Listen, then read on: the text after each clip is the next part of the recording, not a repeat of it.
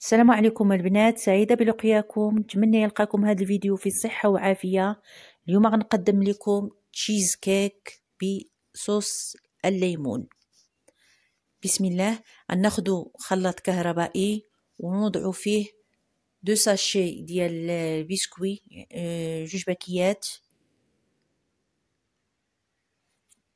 ديال البسكوي ونطحنوهم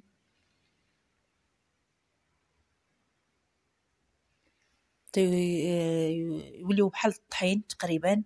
ثم نضيفوا لهم نصف كاس من الزبدة المذابة ونحركوهم باش تمزج لينا عجين بسكوي.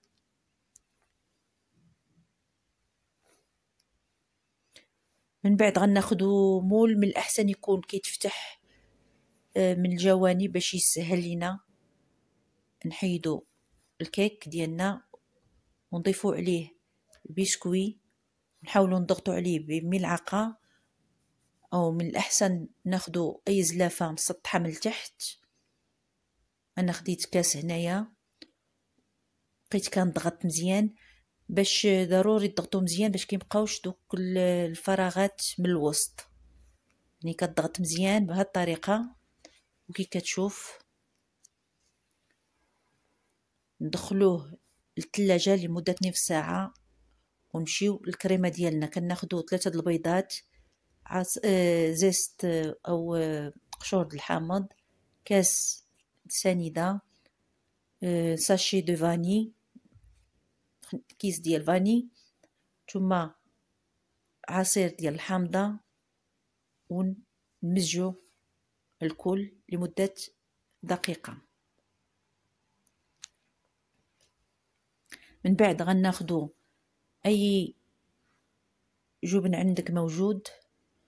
انا خديت جبن ديال الجبلي، وضفت لهم 3 ديال اي نوع من الجبن مقطع، ولا يمكن لك تضيف باكيه ديال الجبن ديال 8، كاس ديال كريم فريش، و3 2 معالق ديال مايزينا.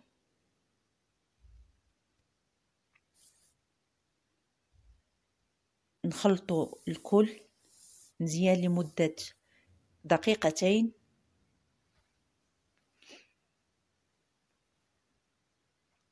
نجبدو المول من الثلاجة ونضيفو عليه، نضيفو له الكريمة ديالنا، وناخدو اي صينية ديال الفران نحطو عليها المول ونغلفوه من التحت ومن الجوانب بابي الومنيوم، ثم نضيفو الماء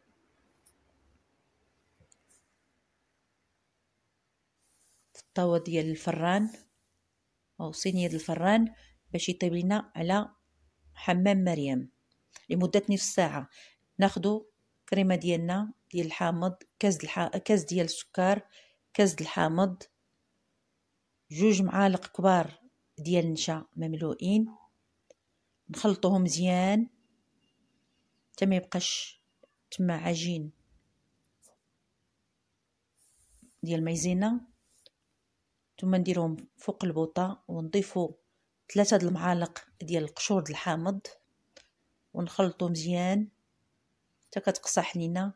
عاد نضيفو 2 معالق كبار ديال الزبده ونحركو.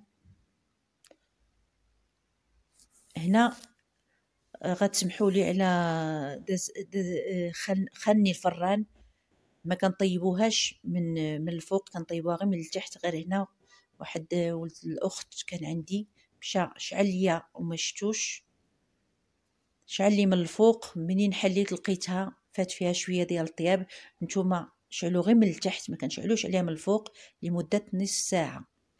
ثم كنديروا الكريمه ديال الحامض من الفوق ونزينوها طريفه الحامض، وتزيان عفوا وتزيين كيبقى اختياري.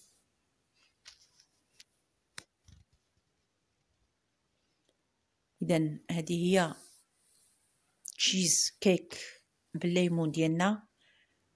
نقطعها معكم، وهنا سمحوا لي أيضا على التصوير.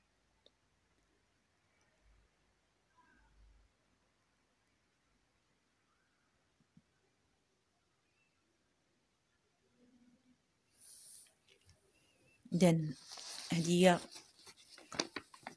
الطاخت ديالنا، وهذا هو الشكل النهائي لكيك ديالنا اليوم. نتمنى نال اعجابكم وتجربوها.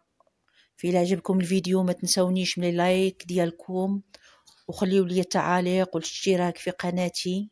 مشكورين على حسن المتابعة. نشوفكم في فيديو جاي. في امان الله. شكرا.